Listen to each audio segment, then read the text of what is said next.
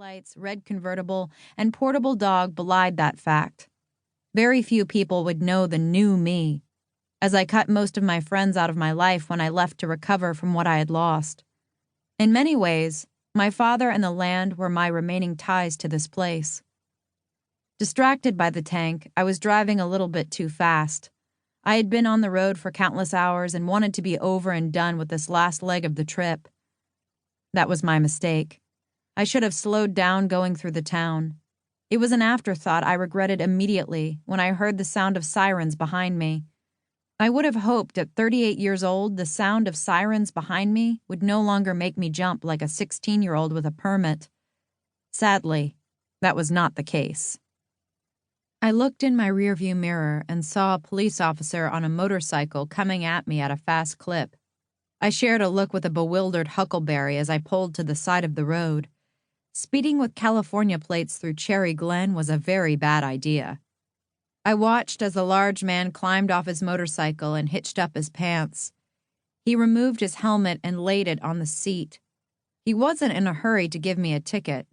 He wanted me to sweat it out. If how damp my palms felt was any indication, his strategy worked. I wiped them on my skirt and reached for my small clutch next to Huckleberry on the passenger seat.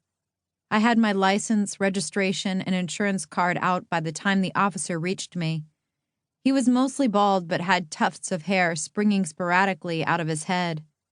His hair was gray, but he had a wide black mustache that was still dark, so I knew it had to be dyed. He looked familiar, but it had been 15 years since I'd left Cherry Glen, so I couldn't quite place how I knew him. "Well, well, look what the cat dragged in. Shiloh Bellamy. I didn't think we would ever see the likes of you around here again." I grimaced. "Remove your sunglasses, please." "Oh, sorry," I said and took off my aviator glasses. I blinked in the bright sun as the police officer came back into focus. On his chest, a bright silver star read, "Chief." Great. Not only did I get pulled over before I reached Bellamy Farm, but it was by the chief of police. What a terrific way to start my triumphant return home.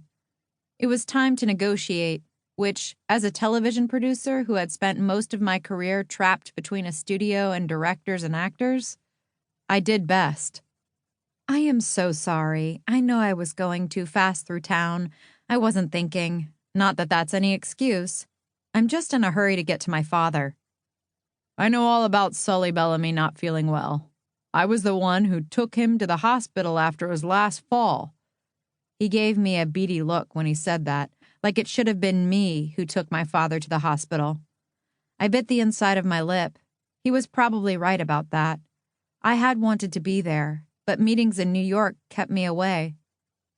"Thank you for doing that. My dad always speaks highly of his neighbors. I haven't been around as much as I would like, and I'm grateful to the community for rallying around him." I blinked back crocodile tears. "You don't remember me, do you?" the chief asked.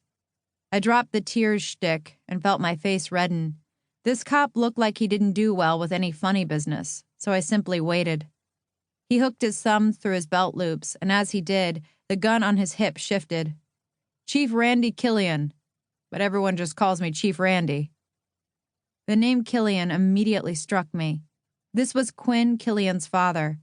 The Killians were a prominent family in the town, and the chief's son Quinn had been my fiancé Logan's best friend.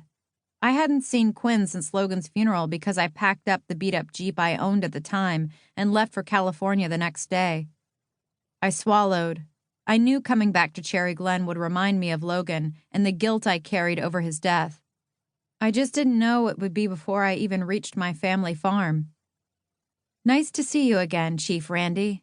I flashed him my 1,000-watt smile, the one that made me believe spending 3 months' salary on it was worth it.